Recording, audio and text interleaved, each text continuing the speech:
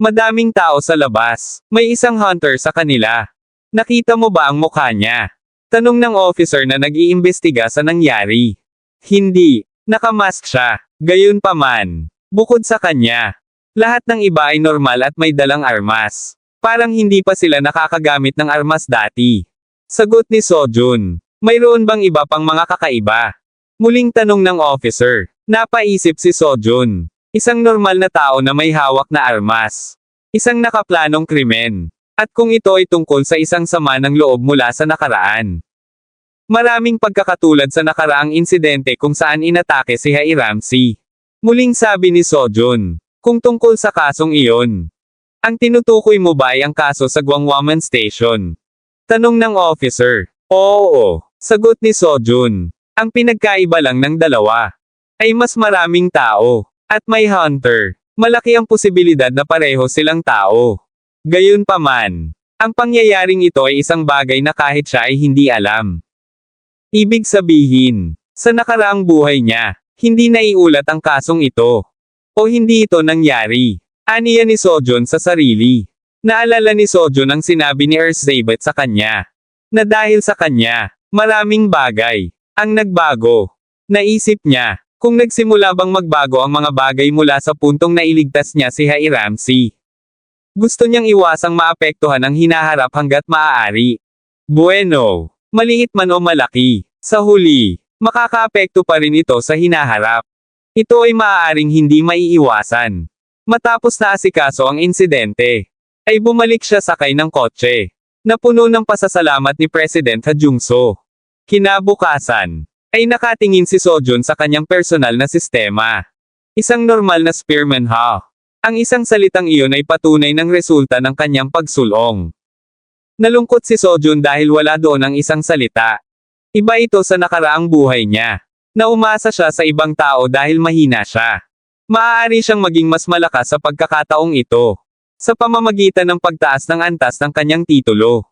At ang paraan upang mapataas ang antas. Sojun, okay lang ba talaga ito? Tanong ni Daeho. Ay malampasan ang hirap at pagdurusa. Oo, maraming hunters na nagsasanay laban sa mga normal na tao. Sagot ni Sojun. Kaya kailangan lang namin ikaw labanan ngayon. Muling tanong ni Daeho. Ito ay isang spar. Isang spar. Isang kunwaring away. Sagot ni Sojun. Ito ay isang paraan na ginagamit sa Goryeo Sword House. Kapag sa tingin ko medyo nagiging delikado na. Ititigil ko na ang spar kaya huwag kang mag-alala. Ang sabi ni Hiyon. Ngunit may posibilidad na masugitan. At ang inyong mga sandata ay isang kahoy na sibat. At gloves. Naiintindihan mo. Dagdag na sabi nito. Matagal na din nang huli akong magsuot ng gloves. Sabi ni Daeho. Kung iisipin, nagboxing ka diba? Sabi ni Sojun. Ha, paano mo nalaman yun? Tanong ni Daeho. Nakita ko kung paano ka humakbang at sumuntok. Sagot ni Sojun. Nagboxing ako. Pero sa Korea hindi kilala ang boxing. Kaya huminto ako. Tapos lumitaw ang mga hunters. Karamihan sa mga sports ay biglang nawala. Gayunpaman, sanay na akong lumaban sa tao. Mag-ingat ka, na hindi masugitan. Muling sabi ni Daeho. Sige, ikaw din. Hyung-nim. Sabi naman ni Sojun. Sige, kapag pumalakpak ako, magsisimula na tayo. Humanda na ang lahat, sabi ni Hiyon. At pumalakpak na si Hiyon. Simulan na, sabi nito. Unang umatake si Daeho. Nagpakawala ito ng isang malakas na suntok. Ipinangsangge naman ni Sojun ang kanyang hawak na sandata. Napaatres si Sojun. Sa isip nito ay isang nakakabaliw na lakas. Humanda na ulit si Sojun. Muling umatake si Daeho. At umiwas si Sojun. At higit sa lahat, ay napakabilis ni Daeho. Si Sojun naman ang umatake kay Daeho. Tumama ang sandata ni Sojun dito. Bumuga ng hangin si Daeho. Nagtaka si Sojun. Dahil hindi man lang ito natinag sa atake niya. Pag nahuli siya sa taglay na lakas nito, ay tapos na siya. Aniya ni Sojun sa sarili. Sinipa ni Sojun sa likod ng binti si Daeho. Nawala ang balanse nito. Agad namang inatake ito ni Sojun. Hindi makapaniwala si Daeho. Nagulat naman na nakatingin si Hiyon. Hindi makapaniwala si Sojun. Sa isip niya, ay ano ito? Sigurado siya na natarakan niya ito ng maayos. Ngunit, ang pakiramdam, na nataman niya ay isang bakal. Aatake na si Daeho. Isang malakas na suntok ang pinakawalan nito. Gulat na nakatingin si Sojun dito. Bago pa man tumama ang suntok ni Daeho ay sumigaw si Hyun.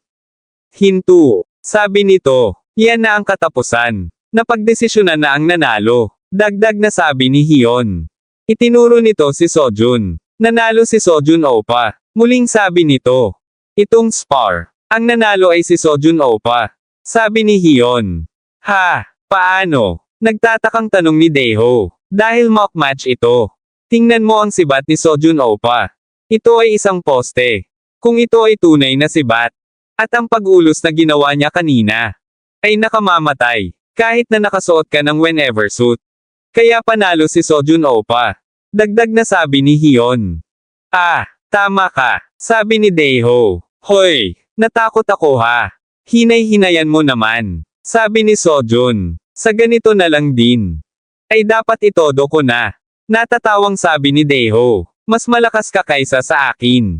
Dagdag na sabi nito. Sa isip ni Sojun. Gaya ng inaasahan. Sa magiging hari ng Kamao. Bagaman. Para sa kanya. Napakalaking improvement na nagagawa niyang makatama. At makatanggap ng mga suntok na ganito. Ngunit bukod sa desisyon na siya ang nanalo. Hindi niya maiwasang maramdaman. Na parang kulang siya. Sojun Opa. Tawag ni Hyun. Pwede ba akong makahiling ng isang laban? Tanong nito. Mommy. Tawag ni Ciela. Napatingin naman si Anhai sa anak. Sa tingin mo ba maraming papuri ang ibibigay ni Daddy? Muling tanong ni Ciela. Siyempre, maraming papuri ang ibibigay sa iyo ni Daddy kapag nakita niya ang mga sandwich na ginawa mo. Sagot ni Anhai sa anak. Hindi tungkol doon. Kailangan niyang sabihin na maganda si Mommy. Ang sabi ni Ciela. Ha, ako? Nagtatakang tanong ni Anhai. Opo, sabi nila sa TV. Na kailangang sabihin ng mga daddy sa mommy na maganda sila. At mahal niya ito. Sagot ni Ciela. Anong palabas ang nagsabi niyan? Tanong ni Anhai. Daytime Couples Clinic. What went wrong with this couple? Sagot ni Ciela. Nanunood na naman ng kakaiba si Ciela sa TV. Kung kami ay isang normal na mag-asawa. Kung gayon iyon ay magiging mahusay, pero hindi kami ni Sojun sa ganong klase ng relasyon. Aniya ni Anhai sa sarili. Sa kabilang banda ay tuloy pa din ang labanan nina Sojun at Hyun. Nagulat si Anhai sa nakita. Hyun. Nasa gitna ba sila ng spar? Nagtataka ako kung bakit niya ako pinapunta. Sabi ni Anhai. Oh, mommy. Inaaway ba ni daddy si Rabbit Ani? Tanong ni Ciela. Napaha naman si Anhai dito. Ano ang mangyayari kung makakuha siya ng gasgas habang nakikipaglaban? Dagdag na sabi ni Ciela. Ciela, hindi ito nakikipag-away. Ngunit, hindi na naituloy ni Anhai ang sinasabi. Tumigil kayo, sa paglalaban. Sigaw ni Ciela. At ginamit nito ang kanyang mahika. May yelong pumagitan sa dalawa ni Sojun at Hyun.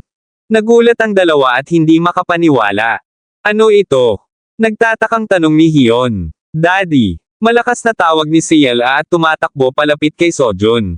Ciela, sabi ni Sojun. Huwag mong awayin si Rabbit Ani. Mabait siya, sabi ni Ciela. Ha, hindi nag-aaway sina Daddy at Ani. Sabi ni Sojun sa anak. Natakot ako. Ito ay si Ciela. Sabi ni Hyun. Hyun, okay ka lang? Tanong ni Anhai nang makalapit dito. Oo, nagulat lang ako. Kasi unang pagkakataon kong makakita ng ganyang mahika. Dahil mayroon lamang 10 salamangkero na kayang gumawa ng ganoong kalaking mahika sa isang iglap. Sabi ni Hyun. Ibig mong sabihin ay sa Korea? Tanong ni Anhai. Hindi, sa mundo. Sagot ni Hyun. Kung iisipin. Bakit pumunta si Ciela dito? Tanong ni Sojun sa anak. Gumawa ako ng sandwich kasama si mommy. Masayang sagot ni Ciela. Mga sandwich. Ginawa ito ni Ciela. Wow! Good job! Muling sabi ni Sojun. Napakalaki naman ang ngiti ni Ciela. Sa isang tabi naman ay nakasilip sina Hyun at Anhai sa mag-ama. Pero napaka-cute pa rin ni Ciela. Giliw na sabi ni Hyun. Tama. Anak ko siya pero totoo yun. Sabi naman ni Anhay. Excuse me, maaari bang may magpaliwanag kung ano ito? Malakas na tanong ni Daeho. Sabay na sabi ni Hyun at Anhay. Kung ganon, si CL ay isang salamangkero. Tanong ni Daeho kay Sojun. Oo, sagot ni Sojun. At isang napakalakas. Muling tanong ni Daeho. Oo, sinira niya rin ang aming lumang bahay. Muling sagot ni Sojun. Daeho Hyung, kailangan mong itago ito bilang sikreto. Pakiusap ni Sojun. Isa siyang kahanga-hanga. Hindi ba mahusay iyon? Tanong ni Daeho. Kung makapangyarihan lang siya. Ayos lang. Pero masyado siyang makapangyarihan. Ayokong ilagay sa panganib ang aking anak. May nangyari. Nakatungong sagot ni Sojun. Huwag kang mag-alala. Dongsang. Hindi ko alam kung ano ang nangyari. Ngunit may tiwala ako sa isang bagay. Katapatan. Ang sabi ni Daeho. At humawak sa balikat ni Sojun. Maraming salamat, sabi ni Sojun. Pero Sojun, ano ang mangyayari kung ang mahika na ito ay mapansin ng crack management team? Tanong ni Anhay. Hindi. Malaki ang posibilidad na hindi nila ito mapansin. Sagot ni Sojun. Paano mo nalaman? Muling tanong ni Anhay. Dahil hindi tulad ng oras kung saan niya pinatigil ang ulan. Ito ay hindi isang malawak na hanay ng mahika. At hindi katulad ng ice bear. Hindi gaanong kadaming mana ang nagamit.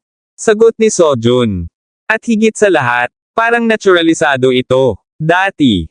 Depende sa emosyon ni CLA, basta-basta ito gumagamit ng mahika. Ngunit sa pagkakataong ito, parang sinasadya niya itong ginamit. Bakit parang tumatag ang mahika ni CLA bigla? Si CLA ay hindi pa natututo ng mahika mula sa isang tao o nakita ito. May nangyari ba habang nasa Greece sila? Inihain na ni Anhay ang dala nilang sandwich. Salamat sa pagkain. Sabi ni Daeho. Wow! Ginawa ito ni CLA. Sabi ni Hyun. Hay nako, ang galing magluto ni CLA. Muling sabi ni Daeho. Ang aming si CLA ay maaaring maging isang chef. Nagmamalaking sabi ni Sojun. Tuwang-tuwa naman si CLA. Napatitig si CLA kay Anhay. Daddy, tawag ni CLA kay Sojun. Sa totoo lang, ginawa ni Mommy ang lahat ng ito. Dagdag na sabi ni CLA.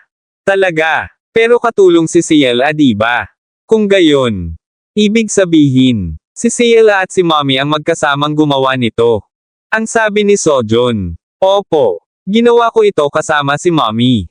Sabi ni CLA. Tinulungan mo si Mommy. Ang ganda ng CLA namin. Muling sabi ni Sojun. Tuwang-tuwa naman si CLA.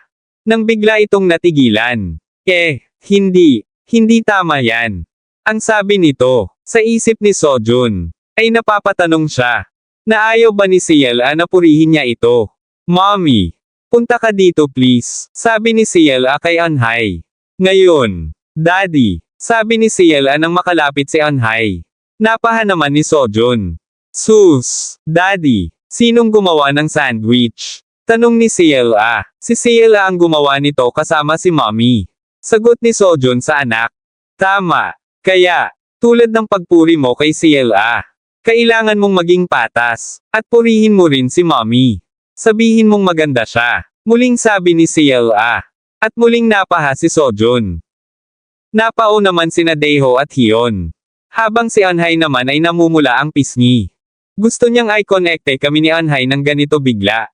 Ito ay ganap na lohikal. Kaya hindi niya matatakasan ito. Aniya ni Sojun sa sarili. Saglit na nag-isip si Sojun. Anhay, bakit mo ako tinutukan ng pana? Tanong ni Sojun.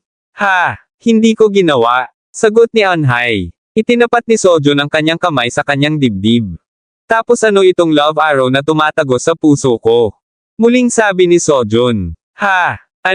Sobrang nakakakilabot niyan. Natatawang sabi ni Anhay. Gumana yon. Ang panuri ni Ani ay medyo kakaiba. Komento ni Hyun. Tama ba ito? Nag-iisip na sabi ni CLA. Napabuntong hininga si Anhay. Seryoso, bakit mo pinapalaki ng ganyan? Ang sabi nito, kailangan mo lang sabihin na maganda ako. Pabulong na sabi ni Anhay. Sa isip ni Sojun, kadalasan mas mahirap maging prangka. At kahit na taos puso niyang gustong mapalapit kay Anhay, pinipigilan siya ng mga alaala ng nakaraan. Ang kanyang nakaraan kung saan niya malamig na itinulak si Anhay palayo. Nahumantong sa kamatayan nito. Nahihiya ka kasi daddy. Napabuntong hiningang sabi ni CLA. Aking anak, ito ay isang hindi pagkakaunawaan, napakatigas ng daddy mo. Sabi ni Sojun. Pagtatawanan ka ng isang matandang naglalakad kapag narinig nila iyon. Sabay na sabi ni Hyun at Daeho. Nang gabi na, sa kanilang bahay, ay naghanda ng tumulog ang tatlo. Good night sa inyo. Matulog ng mahimbing. Mahimbing na natutulog si Anhay habang katabi si CLA. Ay nanaginip ito. Isang madilim at magulong lugar. May mga nawasak na gusali. Nakahandusay sa lupa ang katawan ng mga tao. Napaluhod ang isang lalaki. Anong klaseng impyerno iyon? Isipin na ginawa ng isang halimaw. Ang lungsod na ito sa ganap na pagkasira. Hindi yun isang halimaw. Ito ay isang sakuna. Isang sakuna. Ang sabi ng lalaki. Nakaligtas ka. Anhay. Natutuwa ako na may isa pang kapaki-pakinabang na hunter dito. Sige. Kunin mo ang iyong kagamitan sa labanan at habulin ang halimaw na iyon. Sabi ni Sang Suyen. Galit na nakatingin dito si Anhay. Hindi. Masyadong delikado yan. Sa lakas natin. Wala tayong magagawa kahit isang galos dito. Mabibigo lang ang pag-atake. Sabi naman ni Anhay. Hindi. Kaya natin. Hindi kaya ng ibang talunan. Pero kung ikaw at ako, ito ay posible. Tayo, ang pinakamahusay na duo ng Knights Guild, ay makakapigil sa sakuna na iyon. Muling sabi ni Suyen. Hindi ko alam kung ano ang sinasabi mo. Wala akong kakayahan para gawin iyon. Ayaw ko rin gawin. Kung gusto mong gawin ito, gawin mo mag-isa. Sang Suyen Esi. Sabi ni Anhay. Kung gayon sinasabi mong hindi mo ito gagawin. Tanong ni Suyen. Hindi ako pwedeng mamatay sa ganitong lugar. May anak akong naghihintay sa akin sa bahay. Sagot ni Anhay. Talaga, sa tingin ko ang batang iyon ang problema. Tatanungin kita sa huling pagkakataon, hindi mo ba talaga kayang gawin? Tanong ni Suyen. Nanigas sa kanyang kinatatayuan si Anhay. Napakuyom ito sa kanyang kamao habang hawak ang kanyang pana. Gusto niya itong patayin. Ang lalaking ito, kung hindi lang alam ng lalaking ito, na si CLA ay isang salamangkero. Pag tumanggi siya, ibebenta nito ang sekreto tungkol kay CLA sa Mage Tower.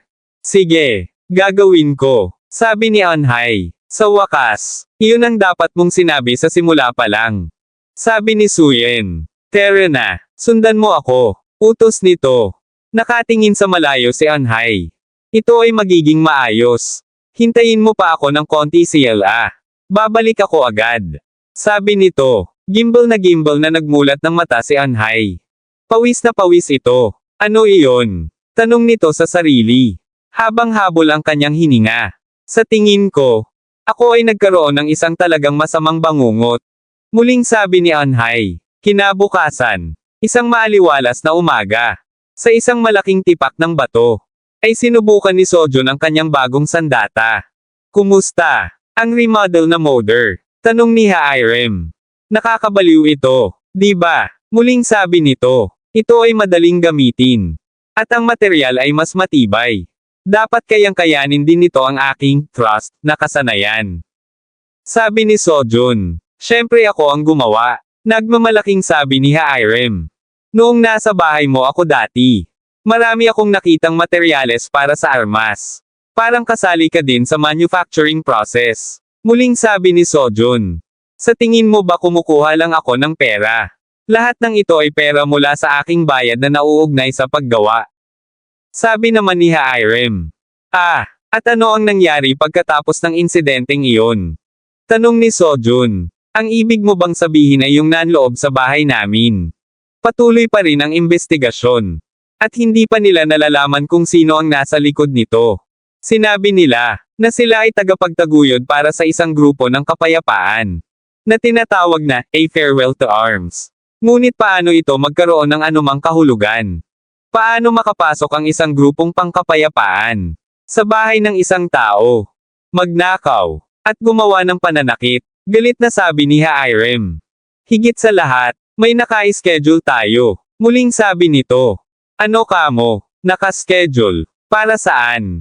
Tanong ni Sojun.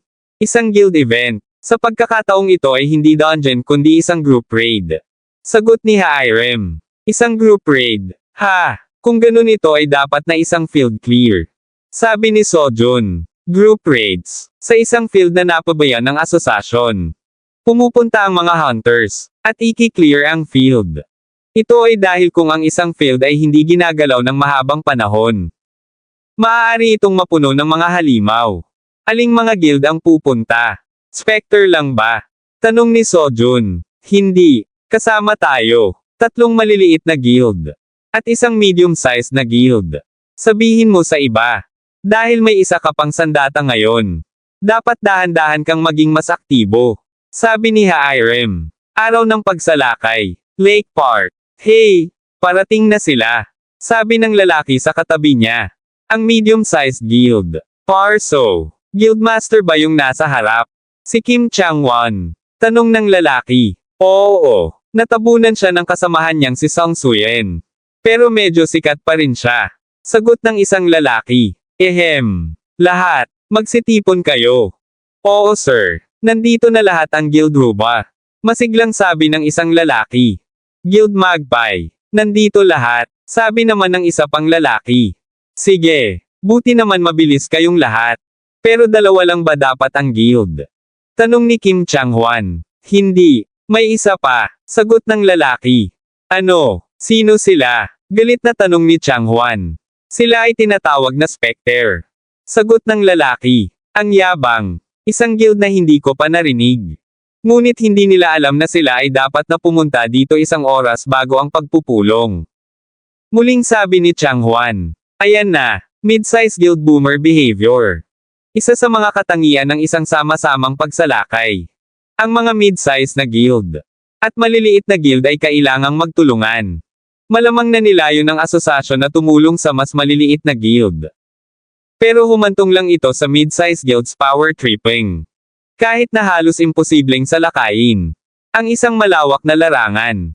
Nang walang tulong nila, ang pinakamahusay na magagawa namin ay huwag silang galitin. Bibigyan ko sila ng matalas na babala pagdating nila dito. Sabi ng lalaki na taga-Ruba. Sige, gusto kita. Taga-Magpie ka ba? Tanong ni Changwon. May dumating na sasakyan. Hindi. Taga-Ruba ako. Sagot ng lalaki. Bumukas ang pintuan ng sasakyan. Yuwa. Ang sabi ni Hyun. Daeho Hyung. Dapat sinabi mo sa amin ng maaga na baguhan kang driver. Sabi ni Sojun. Paumanhin. Mayroon akong lisensya. Hindi lang ako nagda-drive. Bueno. Ayos lang. Hindi tayo nahuli. At hindi tayo na aksidente. Sabi naman ni Daeho. Sa palagay ko, muntik na tayong minsan mamatay. Sabi ni Hyun. Sa tingin ba nila nasa picnic sila? Hindi ko sila mapapatawad kung magmakaawa sila. Kahit lumuhad pa sila. Nagngangalit na sabi ni Changwon. Ikaw ba ang guildmaster ng Peros? Tanong ni Sojo nang makalapit ito. Oo, bakit? Tanong ni Changwon. Ikinagagalak kitang makilala. Ako ang guildmaster ng Spectre. Na si Lee Sojun. Ang sabi ni Sojun. At inilahad ang kanyang kamay. Napatingin si Changwon dito. Hoy ikaw. Alam mo ba kung sino ako? Tanong nito. Hindi. Sino ka? Sagot ni Sojun. Lalong nagngalit si Changwon. Sino ka ba? Hindi ko talaga maalala. Nagkita ba tayo noon sa kung saan? Tanong ni Sojun. Nagulat at hindi makapaniwala ang iba na nakikinig sa dalawa. Baliw ka ba? Malakas na sigaw ni Changwon. Na nakataas ang kamay. Napatingin si Sojun sa kamay nito. Matalas ang mga mata ni Sojun na nakatingin. Pagbaba ng kamay ni Changwon ay inabot ito ni Sojun. Nagulat si Changwon. Para silang nagkamayan. Tumatawang nagsalita si Sojun. Ako ay isang baguhan. Sa makatuwid. Ikinagagalak kitang makilala. Ang sabi nito. Ikaw. Bitawan mo. Utos ni Changwon. Napakalakas mo. Sabi naman ni Sojun. Anong nangyayari? Dinaig lang ng batang iyon si Kim Changwon. Sabi ng lalaki na taga-Magpie. Sabi ko. Bitawan mo. Namumula sa galit na sabi ni Changwon. Sige. Sabi ni Sojun. Agad na nilayo ni Changwon ang kamay niya. Galit na galit itong nakatingin kay Sojun. Sibat, dalhin mo sa akin ang aking sibat. Pasiga na sabi ni Chang Huan sa kasama. Ha, Guildmaster. Ikaw ba? Sabi ng kasama nito. Hindi ko siya papatayin. Ibigay mo na lang. Muling sabi ni Chang Huan. Ibinigay na ng kasama ang sibat nito. Hawak ito ni Chang Huan at nakatapat sa malaking bato. Malakas na itinusok nito ang kanyang sibat sa malaking bato. Hik! Gaano siya kalakas? Hindi makapaniwalang sabi ng isang lalaki. Ang sibat ay tumagos sa malaking bato. Sabi naman ng isa pa. Spectre Guild. Bakit kayo nahuli? Tanong ni Chang Huan. Ang isang mas maliit na guild ay inaasahang darating isang oras bago ang pagpupulong sa mga sama-samang pagsalakay.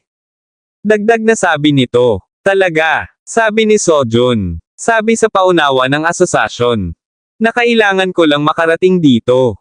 Dagdag na sabi ni Sojun. Hindi mo ba alam ang ibig sabihin ng kaugalian? Sabi mo ikaw si Lee Sojun di ba? Sabi ni Chang Huan. Oo tama ka, sabi ni Sojun. Mas mabuting huwag kang gumawa ng iba pang pagkakamali kapag nasa field na tayo. Doon, walang makakaalam kung paano papatayin ang isang tao. Muling sabi ni Chang Huan. Nakatingin ang dalawang lalaki kina Sojun at Chang Huan. Inis naman ang nararamdaman ng lalaking taga-Ruba kay Sojun. Hoy ikaw dyan. Kailangan mong maging mas aware sa sitwasyong kinalalagyan mo.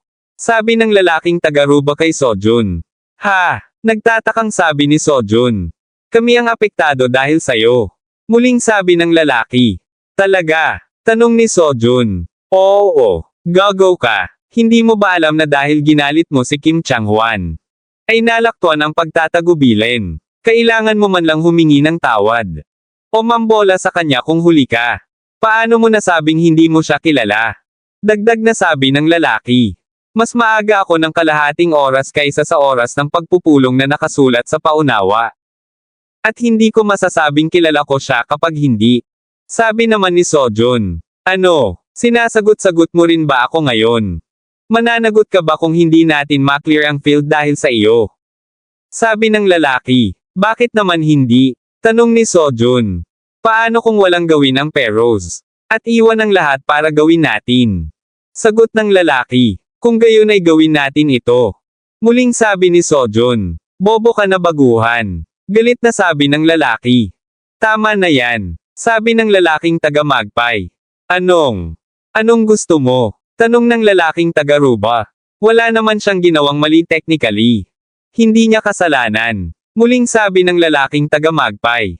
Hoy! Apektado din ang guild mo dito. Ang sabi ng taga-Ruba. Sa tingin ko hindi ito masama. Sabi ng taga-Magpay. At hinawakan si Sojun sa balikat. Tere na. Liso. Hindi na naituloy ng lalaking taga-Magpay ang kanyang sinasabi. At malakas na napasinghap. Nang makita nito si Chang Huan. Na nakatingin sa kanila. Natatakot na nakatingin dito ang lalaki. Sa isip ng lalaki. Ay hindi na dapat siya tumayo para kay Sojun.